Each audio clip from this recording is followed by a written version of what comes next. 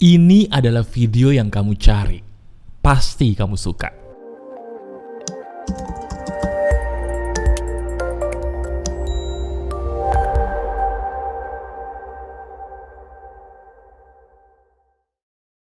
Halo teman-teman, ada saya kembali Aryan Surya, sahabat baik kamu dari Pagar Kehidupan. Bener nggak sih kalau kita ingin mempercepat keinginan kita terkabul itu ada syaratnya? Dan apakah benar mas ini bisa kejadian? Kok kesannya nggak masuk akal ya? Itu kan yang ada dalam benak kamu saat ini. Tenang aja, saya akan menjelaskan kepada kamu sampai dirimu sendiri nih sebagai sahabat saya sadar bahwa teknik ini sangat masuk akal dan tidak ada sama sekali hal yang magis di sini. Ini menarik loh. Jadi kalau kamu adalah subscriber atau penonton baru di channel saya, selamat datang. Kamu pasti adalah orang yang tertarik tapi bingung nih mau mulai dari mana. Video ini adalah video yang merupakan lanjutan dari seri Hukum Tarik Menarik. Kalau kamu adalah penonton baru, coba deh ketikkan di YouTube pikiran adalah doa pagar kehidupan. Nah, semua berawal dari situ. Sekarang langsung aja yuk, saya akan kasih tahu kepada kamu, kita bahas bareng-bareng. Syarat apa aja sih yang bisa mempercepat keinginan kamu terkabul seizin Tuhan menggunakan teknik alam bawah sadar. Benar, ini menggunakan teknik alam bawah sadar. Yuk, sekarang tenangkan diri kamu, siapkan kertas kosong dan alat tulis. Ini penting untuk kamu catat ya. Hal atau syarat pertama yang harus diri kamu penuhi seandainya keinginan kamu nih menggunakan teknik alam bawah sadar ini ingin terkabul. Dengarkan baik-baik.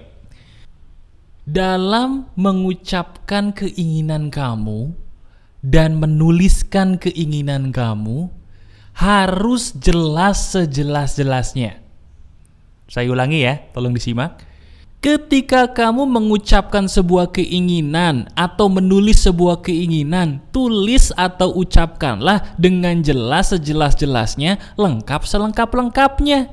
Harus detail supaya tidak salah sasaran. Ini nih, ini ada sebuah kisah lucu dari sahabat pagar kehidupan. Masalahnya sepele, ya gara-gara permasalahan ini. Saya ceritain ya. Jadi ada seorang sahabat pagar kehidupan yang tiba-tiba cerita di komentar teman-teman. Dia cerita gini, Mas, saya itu sudah mempraktekkan hukum tarik menarik, tapi saya punya sebuah kesalahan yang cukup fatal. Jadi pada waktu itu dia ngelihat mobil teman-teman. Mobil itu jenisnya Audi A6. Oke? Tiba-tiba dia berkata begini, saya ingin punya A6. Saya sudah memiliki A6. Dia berkata begitu. Dia berkata seperti itu diulang-ulang dan kata-kata itu adalah doa ya, seperti yang sudah kita pelajari. Dan kamu tahu, dia dapat A6. Bener, dia dapat A6. Tapi yang dia dapetin bukan Audi A6. Yang dia dapatkan adalah Samsung A6. Sama-sama A6 tapi beda. Yang satu mobil, yang satu handphone. Nah itu loh maksud saya. Perbedaannya adalah kamu kurang jelas di dalam mengatakan apa sih yang kamu inginkan. Itu harus jelas supaya tidak kayak temanmu ini. Oke? Jelas ya? Jadi sekarang coba deh, selama ini kamu bervisualisasinya udah bagus belum? Kalau udah bagus, itu ciri khasnya adalah jelas nggak? Saya kasih contoh ya. Misalnya kamu menginginkan dapat pasangan nih. Ya, pasangannya itu harus jelas, jangan cuman baik. Semua orang itu baik, tapi belum tentu cocok, ya kan? Misalnya kamu pengen punya pasangan, saya pengen punya pasangan yang pengertian. Ya pengertiannya itu seperti apa? Harus jelas. Semakin jelas sejelas-jelasnya, semakin detail itu semakin bagus. Ya, jadi syarat nomor 1, keinginan kamu harus jelas sejelas-jelasnya, detail sedetail-detailnya. Paham sampai sini? Itu yang pertama, penting banget. Nah, itu tadi syarat yang pertama dan paling utama, harus jelas sejelas-jelasnya. Sekarang yang kedua nih, tolong kamu catat atau kamu hafalkan, ini penting banget. Setelah jelas sejelas-jelasnya, ada syarat yang nomor 2. Apa tuh mas? Kasih jangka waktu. Saya ulangi, kasih jangka waktu. Mas, emangnya perlu ya mas dikasih jangka waktu? Apa bedanya kalau kita menulis sebuah keinginan menggunakan jangka waktu dan tidak menggunakan jangka waktu gitu ya? Jawabannya sederhana, teman-teman. Ketika kita menggunakan jangka waktu, alam bawah sadar kita itu akan mengalami tekanan. Dan manusia itu punya the power of kepepet. Semakin dia kepepet, semakin alam bawah sadar itu mengeluarkan kemampuan sebenarnya. Saya ulangi, tolong disimak. Semakin manusia itu kepepet, alam bawah sadarnya akan mengeluarkan kemampuan yang belum pernah terpikirkan sebelumnya. Nah, dengan menggunakan jangka waktu itu, alam bawah sadar secara tidak sadar dia akan bekerja lebih keras untuk menarik itu semua menjadi lebih dekat. Ya, jadi syarat yang nomor 2, coba kasih jangka waktu. Itu penting. Nah, tenang aja, saya tahu pertanyaan kamu. Pertanyaan kamu adalah begini, Mas, kalau seandainya jangka waktunya itu udah lewat terus nanti gak terkabul gimana Thomas? Kan saya jadi kecewa Thomas. Apakah pasti terkabul, Mas? Pertanyaan itu menandakan ada apa sih dengan kamu? Coba saya mau nanya deh. Ada apa sih dengan dirimu? Dicoba aja belum kok takutnya udah ada. Itu kenapa? Coba dulu, kasih jangka waktu, nanti lihat deh, akan ada keajaiban. Kasih aja jangka waktu, coba dulu ya, coba dulu. Oke? Ciri khas kalau kita mempelajari hukum tarik-menarik atau teknik alam bawah sadar ini nggak bisa dilogikakan. Jadi silahkan coba dulu, nanti hasilnya bagaimana, lapor di komentar. Siap ya? Siap. Oke, sekarang kita udah masuk teknik yang ketiga nih. Tadi udah 2 dan itu pun benar-benar membuat kamu tercerahkan ya, alhamdulillah. Bagaimana dengan yang ketiga, Mas? Masih ada nggak syaratnya? Ada.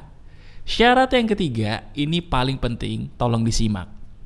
Hal itu adalah menguasai ngarep atau berharap. Wah, ini kayaknya kamu banget nih. Paling susah nih ya. Di antara semua teknik tadi nih syarat-syaratnya, Mas, ini yang paling susah kayaknya, Mas. Karena saya ketika bervisualisasi, yang saya tahu sih nggak boleh berharap, tapi kok berharap tuh kayaknya muncul dengan sendirinya gitu loh, Mas. Gimana ya, Mas ya, caranya supaya saya tidak ngarep lagi, tidak berharap lagi? Ini nih, saya punya sebuah teknik yang membuat kamu seizin Tuhan insya Allah jadi paham bahwa ngarep itu sebenarnya adalah racun yang bisa dengan mudah kita hilangkan. Oke, caranya gini. Pertama, ayo ambil nafas dulu dalam-dalam, yuk. Ikuti saya, ambil nafas ya. Kemudian kamu hembuskan lewat mulut pelan-pelan. Nah, sekarang setelah kamu lebih tenang, saya mau nanya dulu. Coba deh, sekarang diri kamu lihat dirimu sendiri. Kenapa sih kok kamu bisa berharap? Enggak, saya serius nanya nih. Kenapa kok perasaan berharap itu muncul dalam diri kamu? Kenapa? Coba katakan kepada saya. Ya, perasaan berharap itu muncul karena diri kamu berpikir bahwa apa yang kamu pikirkan dan mau itu adalah yang benar-benar terbaik bagi kamu. Betul apa tidak? Betul? Nah, sekarang saya tanya lagi. Tolong kamu lihat dirimu lagi ya. Emang diri kamu itu merasa bahwa kalau mendapatkan itu tuh, nah itu bakal bahagia ya? Tahu dari mana? Coba, sebutkan bukti kepada saya. Katakan kepada saya, buktinya apa? Kalau kamu mendapatkan apa yang kamu harapkan tadi, itu membuat kamu bahagia. Contoh, misalnya kamu seorang perempuan, kemudian kamu lagi berharap balikan sama mantan. Taruhlah ceritanya mantan kamu namanya si John. Maaf ya John ya, kita pakai nama John nih. Mantan kamu namanya si John, kamu baru putus dengan mantan kamu. Terus kamu berharap menggunakan hukum tarik-menarik ini untuk kembali dengan si John. Begitu kamu bertanya ke dalam diri sendiri, kenapa saya pengen balik sama si John? Hati kamu berkata, karena saya bisa bahagia dengan dia. Saya pasti bisa bahagia dengan dia. Saya tanya, tahu dari mana? Mana buktinya? Kalau kamu bahagia dengan dia, kenapa putus? Kalau kamu bahagia dengan dia, kenapa dia dijauhkan dari hidup kamu? Betul nggak? Teman-teman, saya ulangi sekali lagi. Hukum tarik-menarik ini adalah ikhtiar atau usaha. Semua yang kita usahakan harus kita serahkan kepada siapa? Kepada Yang Maha Kuasa. Yang Maha Kuasa itu sudah mengatur sebuah hukum alam semesta yang namanya tarik-menarik ini supaya manusia itu berhenti berharap. Ketika kamu berhenti berharap, kebahagiaan itu lebih cepat datang. Kenapa? Karena kamu berserah diri kepadanya, kepada Yang Maha Kuasa. Kenapa saya bilang jangan berharap, tidak boleh berharap? Karena ketika dirimu berharap, kamu akan menganggap dirimu sebagai Tuhan yang tahu bahwa itu loh yang pas buat saya, itu loh yang cocok buat saya, padahal tahu dari mana. Ya tapi mas, saya pengen sama dia. Ya tapi mas, saya pengen itu, dan saya pengen itu. Saya pengen mas, masa nggak boleh? Gini ya teman-teman, coba kamu ingat-ingat dalam hidupmu sendiri. Benar nggak ucapan saya bahwa dulu kamu pernah berharap sesuatu nggak dapat? Ingat? Tapi begitu kamu berhenti berharap malah dapat. Pernah nggak gitu coba? Pernah? Nah berarti benar dong perkataan saya bahwa kita tidak perlu berharap apa-apa. Mas, berarti kalau kita punya keinginan tetap gak boleh berharap. Gak boleh. Berharap itu, maaf ya, hukumnya terlarang. Terutama kalau kita menggunakan teknik ini.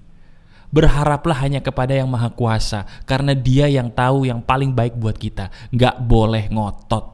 Nah terus gimana mas, kalau saya pengen nih berserah diri kepada Yang Maha Kuasa lebih tenang? Gini, sekarang seperti biasa kamu bervisualisasi.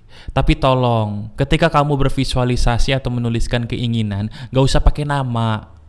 Misalnya kamu pengen balikan sama si John, gak usah saya sudah balikan dengan si John, gak usah.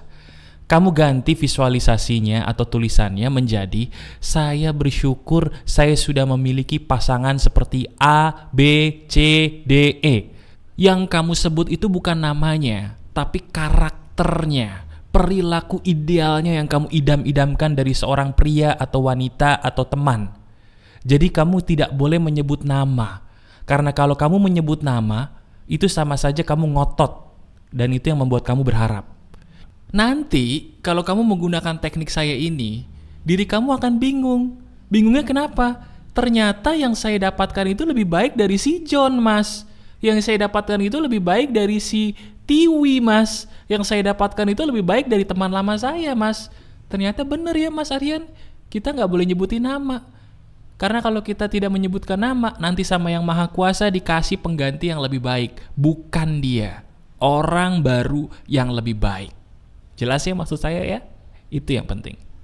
Nah, saya masih punya nih satu syarat lagi yang kamu sahabat pagar kehidupan kalau anak lama pasti udah tahu ya. Teknik ini adalah teknik penutup dari hukum tarik-menarik yang harus kamu pegang. Apa itu mas? Gini, sambil kamu menunggu apa yang kamu inginkan itu tercapai, ya, jangan berharap, tapi sering-seringlah melihat langit biru sambil tersenyum. Saya ulangi, banyak-banyaklah melihat langit biru sambil tersenyum. Ketika diri kamu melihat langit biru atau langit malam sambil tersenyum, kamu akan tenang di situ. Dirimu akan damai di situ. Nah, perasaan tenang dan damai itu loh namanya ikhlas. Lihat deh, ketika kamu ikhlas, apa yang kamu inginkan itu lebih gampang tercapai. Saya ulangi ya.